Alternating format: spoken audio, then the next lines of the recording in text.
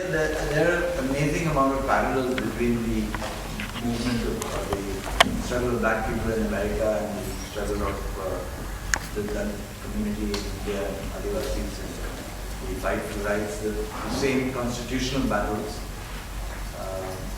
So I don't know if anybody here is...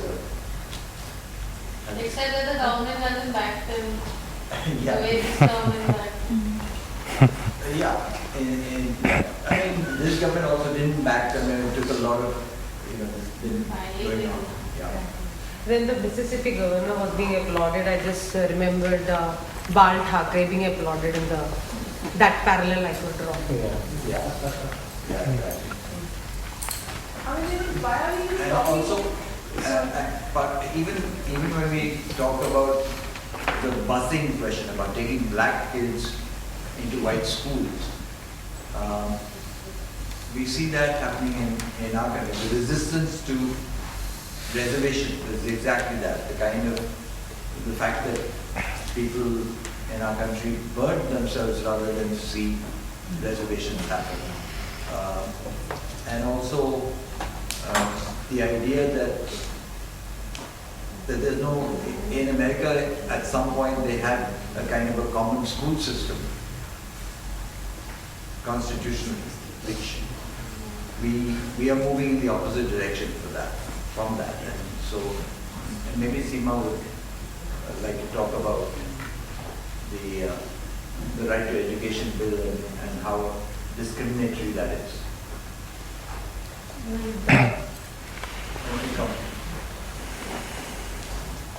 The questions we could take those most of you would know that. Parallel. Yeah, most of it you'd know that Because there we in can 2009, Seema, in the light, please. country passed the Right to Education Act, and this was meant to be done. In fact, when we instituted our constitution, and at least if not that, after 10 years, because it's the only article in our constitution which has been a time-bound article, and that's the only article which actually makes the state actively responsible to make sure that children have schools, they go to schools and they learn. But our country's taken more than 60 years to come to terms with the fact that all children must have a right to education. And in fact, people have suffered silently, they're still suffering, and they continue to go to schools merely for the fact of going to schools, but not having anything to come out with, and not really, making a change in their lives. Because our country has been so segregated, in fact, because we did not have a right to education in 1966, our country had a commission and they came out with a report and they commented exactly on this kind of thing, that we are a segregated society, and in order for us to be a genuine democracy, we must have all children in the same classroom, all children of all classes and all religions and castes. But that didn't happen, and finally our courts had to rule in 1993 that right to education is as important as right to life, which is Article 21. Because if you live, you've got to live a life befitting human beings. And that is possible only when you have a chance to better yourselves. And it's not only for getting jobs, but it's also to get a dignified life. And we have so internalized this kind of a system that we feel that sending children to education or donating money for children's education, doing some social service would serve the cause. And we continue to send poor children to schools that are poorly attended to, where there are no teachers, and where there are no bathrooms, there are no playgrounds, there almost nothing. And we feel that private education, where our children go, is good education. But in fact, we know that education is much more than what you learn in classrooms. Because if the white children were better educated in segregated schools, they would not resist others coming to schools, because education is something that makes you look inward and makes you a better person. And the same thing is happening to us. So I guess I'll stop here and. Seema, the right to education bill that has just come. So how do you think that addresses that? So if you can just speak about that, whether it addresses it or not, and No, it doesn't, because firstly, Right to Education Act, it's not a bill, it's an act now. It's a right, and it was a constitutionally given right which talked about the right of a child from age of 0 to 14. And this is when we got our independence, and education up to 14 years made some sense because it was like you could become a clerk or a teacher, and it was like equivalent of 12th standard today. But when the constitution was amended in 2002, the right to education from below 6 was shortened, and that is a very serious attack on a child's life itself. A child's life, a healthy life of survival, because education is possible when you have good health and when your capacities are most, thriving in terms of acquiring capacities of language and mathematics. So if you don't have those foundations, you are already far left behind. And that's what we're doing to something like 17 crore children of our country, and we have rendered generations of children. And the issue of disability is also very much aligned to that, because disability can be identified and tackled when you're a baby, when you're a child, not as you progress and become an adult. And so it's an endemic cycle of poverty and unfairness that our society continues. And we believe that we've given children right to education, but we've actually maintained this kind of a system of segregation, which we've internalized so much that we don't ever question it. So, I think people must be aware of this whole 25% provision where poor children are meant to go to rich schools, so-called better off schools. I would just say that why don't we reverse that provision and send better off children, even 5% of children of a richer class, to the ZP and government schools, and I guess that will settle things right. There is this whole issue of accountability. When we are talking like the government is accountable, and this whole PPP, the public-private partnership, whether it is education or health, this whole privatization drive which is coming, it's atrocious. People be having children in Podar and all, and what are the rates? And in fact, there was a recent case in Consumer Forum where one of the school forces the parents to get, uniform, books, wahi se. It is like, what do you say? No, because the thing is that they're behaving like gangsters actually. Yeah. The schools are behaving like gangsters because you have no option available. Right. If you talk about the right to education, you'd feel that actually education will become fair and cheap and affordable. Yeah. It's exactly the other way around. Ever since we've had the Right to Education Act, because it does not address the issue of commercialization, we've also had in Maharashtra the first law passed to officially raise fees every year by 15% minimum 15%, and that is huge.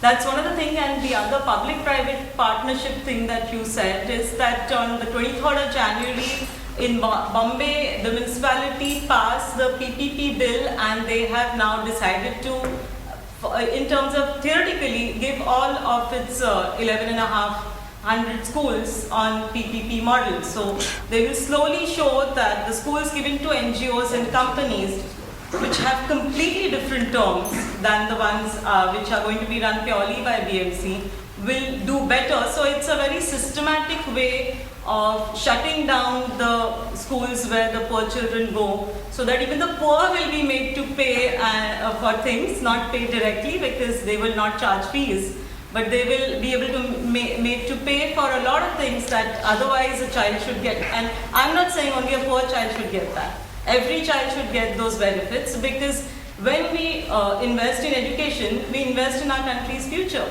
And what has happened in 3,000 years, that's only minuscule number of us who thought what is good for our society. And 85% of us have been kept out. So that itself is very stupid, because you're not using your full potential in that sense. If I understand, the right to education applies only for kids from the age of 6 to 14. That's right.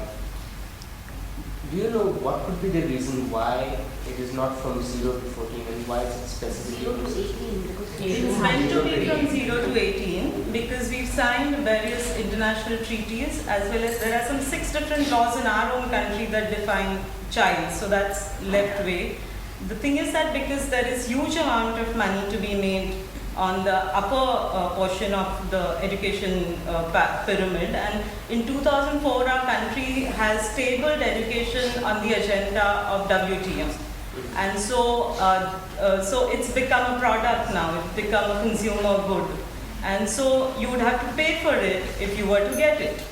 And so that's why if you see several bank loans being offered and insurance agencies, so it's the entire chain of demand and supply that is being worked into, because they know that people like us cannot do without it. For that matter, in today's society, nobody can do without formal education. If people could do without it, they would. They wouldn't pay. The thing is that you cannot, sustain in a society which is industrially complex and demanding unless and until you had certain kind of skills. And those are possible only when you attend certain kind of schooling and certain kind of college education. So it's basically the money market that controls all these things. Also, I think mentally, in a sense, there is a sort of comfort that teach them only till 14 so they can become better peons for us. Exactly, peons, less than peons. Yeah, but it's, yeah. They should be able to copy their Aadhaar numbers, fill their bank form. Nobody should get a Aadhaar, that is another scam, please. Well, To relate it back to the film, in a sense, the I fight. just want to say one thing, is that before we start seeing this film, you can see that economically the blacks are in much better shape than the poor in our country are, who are illiterate in that sense, who have not gone to school. But despite that, they felt like fighting for the same schools and same education places. Whereas, we feel that poverty and denial is the only reason why people fight. And dignity is something that people forego. But I guess it's a very big lesson. The same thing is in the health front also. Yeah. Like in the hospitals and all, they Yeah. have got reservations for 10% and all. They Yeah. don't admit the patients and they don't do the surgeries or something like this. Yeah. All the big hospitals have their bed reserved for that. And they get it on research and all these things. They have a lot of sanction and grant and all from government. But I do not think they underpaid. These people are admitted and operated. Now you see the cases that would have been, how many kids are in the line because of the lack of the heart machine and KM hospital. Yeah. It's supposed to be for the underprivileged So people. this is the point I'm trying to Basically, that is- to relate So there are no medicines, there are no proper doctors, the primary health is all broken down, the PDC systems are broken down. So the mafias are working in all, the food bill. So the Supreme Court is saying that the wheat which is lying in the godown should be given to the poorer people. So- Nobody is listening. I mean, what the ministers are doing. I mean, So what I'm trying the to parallel lobby which is working on it. And same thing is happening at the federal government.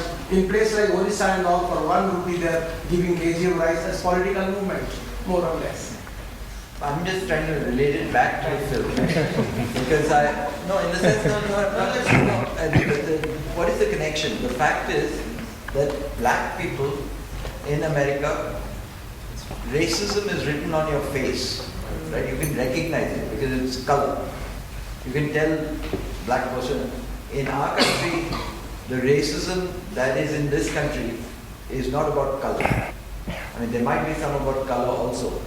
But the racism here is much more invisible because it's about caste, it's about poverty. It's the fact that the rich in our country, the elite, thinks of themselves exactly like the white people. They protect their privileges in exactly the same way. They're racist about the poor. They're racist about people of different caste, different religion. So that is the thing that I wanted people to think about. The fact, the connection is that there is racism in this country, but it's not based on skin color. yeah, because like this 25% resolution, which is a really problematic proposition of the Right to Education Act, even while that exists, there are many schools in Bangalore, from Rajasthan and Delhi that have gone to the Supreme Court challenging that they will not admit children in their schools because of several reasons. There are some who raise the issue of minority institutions, and there's some who raise same issues that you see there in the film. One thing I just noticed was that there was this statement that the president always wins or will win in the end. Yeah. But what I found was that that's the part of it which is slightly dated. Like in today's world, we see terrorists across all the genres which have come as a response to such oppression and stuff. And the government was able to oppress them or wipe them out. There is some sort of a, in today's world, we can destroy the maximum human beings, which are not so in the 1980s or whenever documentary might have been made. So is it something that you have studied or? To the extent that I've studied it, I don't see that the terrorism doesn't come from the same source. Yeah, I mean, The terrorism is not an indigenous creation. Most of the time, who was David Headley? Was David Headley an individual with one eye blue and one eye black and he thought of it himself? Or was he a double agent? Why is he sitting in America right now, protected by the American state? Nobody can question, India can't question. What about double agent? So what I'm saying is that what you think of terrorism that's started on its own, it's not necessarily like that. which anyway they said that. Anyway, we're going off the topic. But anyway, which is the part which I wanted to know, like, okay, the 80s, they find, before the 9/11, nobody could question America's supremacy, protection, safety, whatever. But now, of course, it's a very forward way of reacting to the power. But at the same time, one is slightly different from. Yeah, rather than go in that direction, I think what you see in the film is there is a good side to America. There is a good side to what you see in the film is also a desire to implement the justice part of the Constitution. Yeah. And that is something that we can learn from. So there are many terrible things about America, but this at least points out one of the good things that we could emulate. If we have a constitution which gives rights, why are we not doing anything to protect those rights? Like the students said, all the cops and the National Guard was there to protect them, and they were good to them. In India, you have to put the cops will be the first to run away, or when it happened on numerous occasions. Whether it's at Babri Masjid or wherever, all those places, the cops were the first to just walk away from the scene, even when the government sent in the troops. They are not going to stand. Except military. I'm just wondering if the church and the God was not there at that time so organized. The church. Because you see, again, the God thing and, that came out. Suppose if it was not that organized, would this movement be then this? That was one thing which came out that God was, making them all together. In the sense that Christianity, one kind of Christianity in America helped the anti-slavery movement there are different kinds of Christianity in America. There's some Christianity which goes completely right-wing, completely supports the privileged, and there's another Christianity that interprets it differently. So there has been both kinds, and black people were empowered by their Christian faith. And also you got to look at it as a place of people meeting together as well and forming ideas and opinions. So absolutely, I'm just thinking it was not there. Let's take a question. I just wanted to point out that we should wonder a little bit why this film that we just saw got its funding from various sources which you might not have seen, such as Ford Foundation and this corporation and that corporation and so on. If you stop to think a little bit more about actually the point of view of the people who made this film and what was the actual theme of the film, and why do we all leave the film with this wonderful feeling about the United States of America being a wonderful land of democracy and all this? I think we need to think a little bit there are plenty of films that we show that show the other side of the United States of America. So if there's a moment in history when something right was done, why not acknowledge it? No, but it doesn't show who did the right thing. It shows the president as being a nice guy who would force a wonderful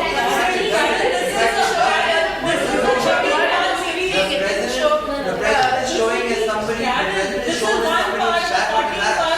so there are a lot of things that are in the same series that bring out the complexities and the contradictions.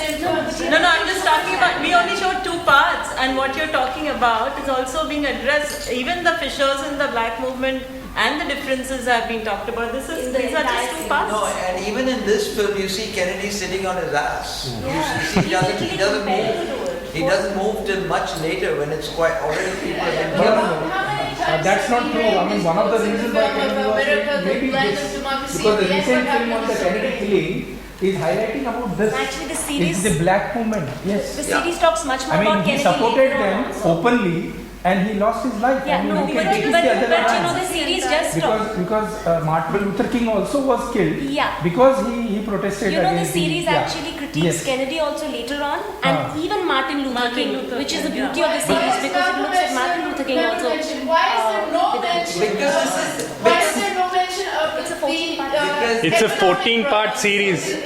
It's a 14-part series. Have you seen the whole film? This is only 2 parts. It's 14 hours. We have just seen 2 hours. But I'm very suspicious after seeing. No, it is there. It's there. All of it is there, and much more. Positive part of this, Yeah, which what- I see what that in have they said 1960 the man got admitted to the college. Watch it. And in last 50 years, the education system has accepted blacks and whites very beautifully. No, sorry. She talked about the church. There was church there of a certain kind, but there was no markets, the kind of market that we've had last 20-25 years. So that is another factor that one should consider when you talk about things like health or education or resources that ought to be equal and common to people. And that is what is happening in our country in a very different manner. Is also happening in other parts of the world which are better developed. The same thing that they fought for has been reversed by somebody like Obama. And so because people live in different places, they go to different kind of schools. And that's why there was busing introduced so that everybody, a certain kind of proportion of people was maintained. All these things are stopped. State has been giving less and less funds. They're encouraging schools to compete and to get more funds. So there are a whole lot of changes that are happening just simply in the field of education. So one should Because see commercialization is the way. If you have private schools, this will. the charter schools, which are like our public-private partnership type of models of a different kind, which have been in a big, they're sweeping. But in last 20 years, what we have done is that we have At the same created a time, because parallel. they know what has been good for There them, is a people one are education fighting. system which is the government education system. There is one classes and the so-called lectures which are supposed to be attended outside. So the same student is burdened twice. Yeah. I mean, if he is going to college once, he is going to college and attending for the sake of degree, and there is something which he goes out and attend classes, maybe Kalra classes, some other name, starting from Pingesh to the what Suksaga classes and all. So you have two parallel education systems simultaneously. Either you accept them and give them that autonomous 12 hours. so that you do not waste the money. The same curriculum. Yeah, it's a little long, so it will be around 20 minutes. You announced it in the beginning, that's why I'm waiting on I you to say attended that. your screening of Airing Office. Since you announced, we stayed back. Yeah. And I was there in the question and answer after the screening as well. And there was one question to you about Wait, let this, that you chose not to speak about the Dalit Panther movie. And you responded by saying that that is your own, in a sense, your own preference to speak more about the non-violent aspects of the movement as opposed to, if I maybe I'm mixing it up. but The film does talk about, the film, Jaimin Kamil talks about Dalit Panther movement also, very much. it doesn't focus too much on it. But the film is made in 2000 and it cannot go back in time, but it goes back in time in fact.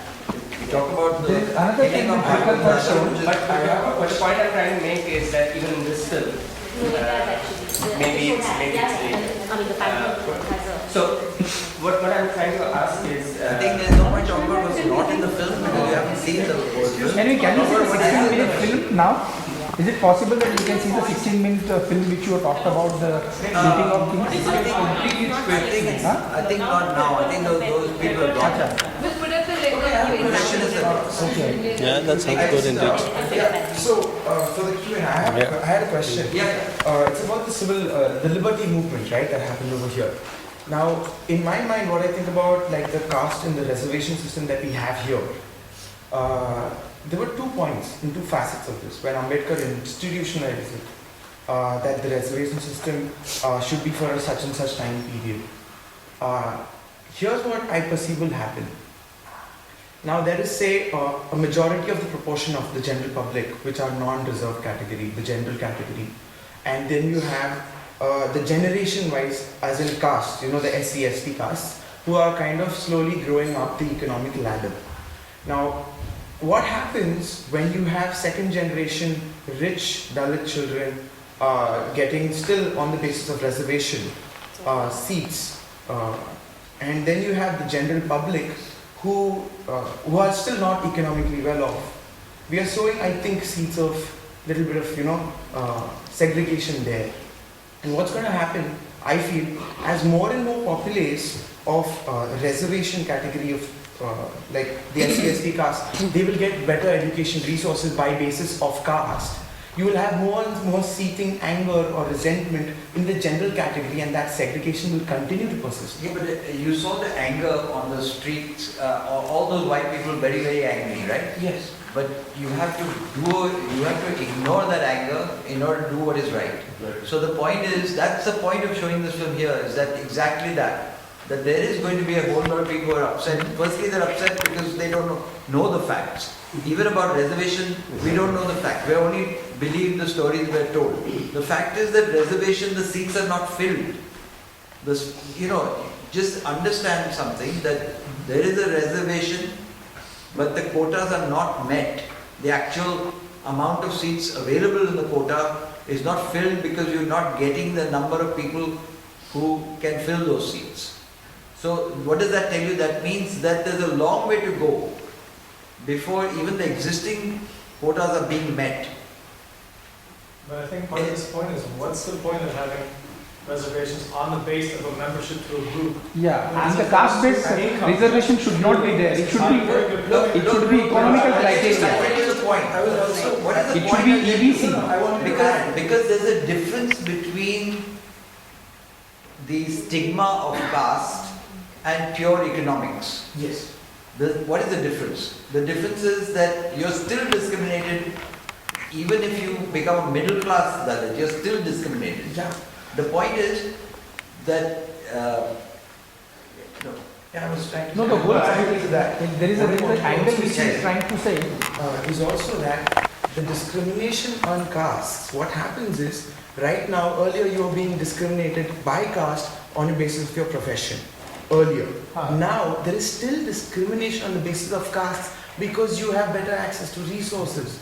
The discrimination is happening. Yeah. Now, as an educated person, you realize that there is a big correlation between castes, scheduled communities and tribes having grown up in a community where they haven't had access or to resources. One second, let me ask you, how do you think caste will be done away with in your mind? What do you think, how will we get rid of caste? Well, everybody does say, Let me ask one. I will, at least how much I understand, I'll just let you know. Before I get to that, what I understand is the discrimination that's happening. I'm trying to communicate something. So Yeah. you tell me, what would your answer be to how to finish off with caste?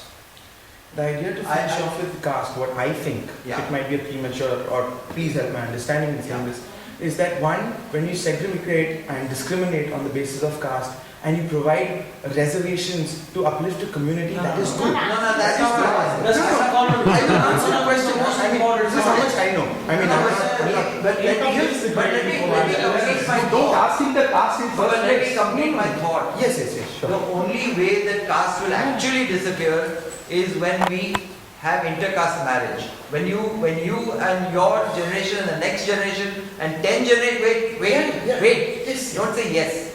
Think it out. Think it through. Yeah, I'm listening. Intercaste marriage, if it happens for 10 years, 10 generations, nobody will remember what caste they came from, and that will be the end of the caste system. Okay? But how will that happen? It's not going to happen because Manmohan Singh says everybody should have inter-caste marriage or somebody else says so, right?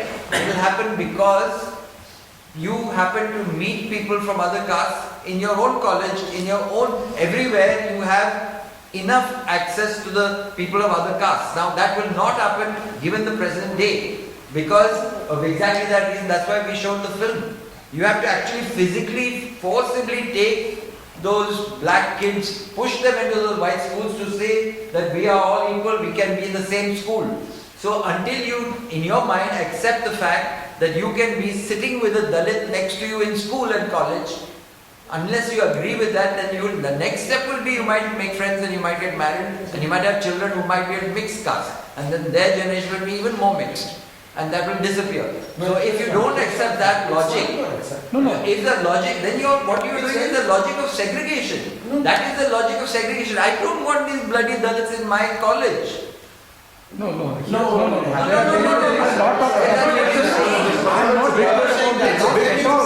Why do you? Because if you don't have reserved seats, how? No, I'm not against the reserve No, but I'm seats. saying if you don't have reserved seats, how are you going to get people from different castes into your college? That's the question to answer. What the logic that you're giving is exactly the logic that the whites give, not to have the black student. You don't realize that. What you're saying is the common logic out on the street. Why do you do that? There is a parameter which you can age. EBC, economically backward class. That is also the logic that is given. This is I just wanted to clarify something. This is what I understand of it. Now the caste reservation system so far is good. As somebody who is, so to speak, I realized later in my life that I'm supposedly part of now, based on some new laws, that I'm now part of an S3 or a scheduled sort of thing where reservation, I can take the privilege of reservation for me. But I realized, having grown up as somebody who was always in the general category, that right now in this place there is a certain stigma attached to taking the privileges of a reservation. This is what it applies to me. What I think is that why will I take a chocolate if suddenly some people say, you know what, he's got the chocolate because he didn't deserve it, because, well, there's something of the law happening. What I'm trying to state is that, firstly, the caste system, reservation system happened due to the noticing of a large correlation between socio-economic status and well-being, and it was correlated to communities and tribes. Lesser underprivileged communities as a whole were socio-economically depraved. What is happening with urbanization today is that this divide is kind of depleting or coming down. Yeah. Now the problem to be tackled is not caste-based reservation, but rather allocation of resources not on the basis of social structures, but economic structures. Okay, tell me something. We have such a thing called income tax.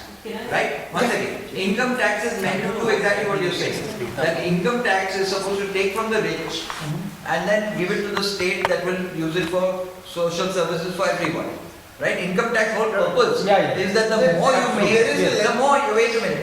The more you make, the more you pay. But does Ambani pay the same income tax as you and I pay? More. They manage to get away with it. No, but the point is that in economics can be hidden. Economics is that I can put my money in my cow's name and my cousin's name and my everybody's name, and I can make sure that I don't pay that tax. Same way, if you have a thing based on economics, people will cheat and lie. But if they start cheating and lying about caste, it will be the end of caste, right? Because you already have that phenomena. You already have upper caste people who say, no, I'm actually a Dalit and I'll get into a... If they're willing to do that, they mentally at least they've no longer got a caste system. They're willing to change their name and pretend to be a low caste, so-called, to get a seat. So the point is that is how it's working. I mean, that is why that's why you have to distinguish between what caste is and what the economic is. I agree with you. No, another reason is that the number of seats and the number of people, those who want to enter into those seats, are very limited. India is the only country where the resources are so limited that there are 18 lakh people attending for just 300 seats. Is it fair? I mean, I ask so many students and he says that I am not comfortable with this type of competition. I am not able to appear for the examination Even I can't think of getting in those 300. Is it my fault that I born in the country? Look at the Russia, look at the China, the number of seats available for you. Whichever field you want to go, the seats are available to you. Whether you go to engineering or doctor or That also takes us into another thing that we haven't talked about. Yeah. And that is that what amount I mean, here of on my marks I am going to decide what I am going to choose, not on my passion, my interest, my liking, and where I want to make a career. No, what I'm saying is- you are presupposing the things and asking me that if you are 75%, you please go to commerce and arts. If you are 90%, then you go to science, and in science, if you get 90 plus, you go to medical. Yes. No, but anyway, That is what is happening. No, but what is happening is also that of the money that this country has, what is the percentage that is being spent on education? What is the Limited, percentage? Not even 1% currently. Exactly. That's not true. That's not. I mean, don't The budget you underestimate said- things. No, what you're supposed to spend is minimum 6% is what it was recommended way back in 1968. We've never spent anything more than 3.5%. That's the utmost average that we have spent. The GDPs? So, yeah. That's what we spend, and 50% of that is supposed to go for elementary education. The issue that you're raising is basically if everybody had decent schools, you would not need reservation. Your constitution very clearly states that you're supposed to implement the Right to Education Act in the first 10 years, that means from 1960s. And the same constitution also states that from first 10 years, you review your provision of reservations. Yes. It was supposed to be reviewed and revoked. It was not supposed to be continued. Yes. So what happens because the political people wanted to take advantage out of that. You use it as a carrot and you use it as a stick. Basically, you use it both ways to beat the same people. So that is what we've been doing with the reservations. If people got decent education to begin with, good education and equal education, they would not need special privileges. I mean, they would need less and less of that. And the other thing that Mandal Commission judgments in fact confused things is that they introduced this concept of creamy layer. Something that you've had for 3,000 years is not just economic backwardness, it's also social deprivation. And so you cannot segregate the two. Even if you see the data today, it's the Dalits and the tribals and the Muslims who are the worst economically in your country, whether they are in rural areas or they are in urban areas. In urban areas, the poorest are the Muslims and the SCs. And in rural areas, it is the SCs that are most poor. No, most of the This data urban is areas, shocking, but you can't separate No, I agree economic with and you. social. The more urban area, people would like to live the faceless existence because of the dignity which they get, not because the caste is attached to them. They are away from the caste. The minute they leave their place and come to Bombay, nobody is bothered to ask them their caste here. That's not true. And that is what they are comfortable with. That is going on even in UK, sir. Caste. Why do we have like buildings which say like servants not allowed? It goes with Indians to UK, sir. UK has to employ this caste law. So I think we should call it a day. Absolutely. This will go on forever. Lot of questions to explore. I'm thankful that everybody participated in that discussion, and we should continue to do that. Yeah. The future.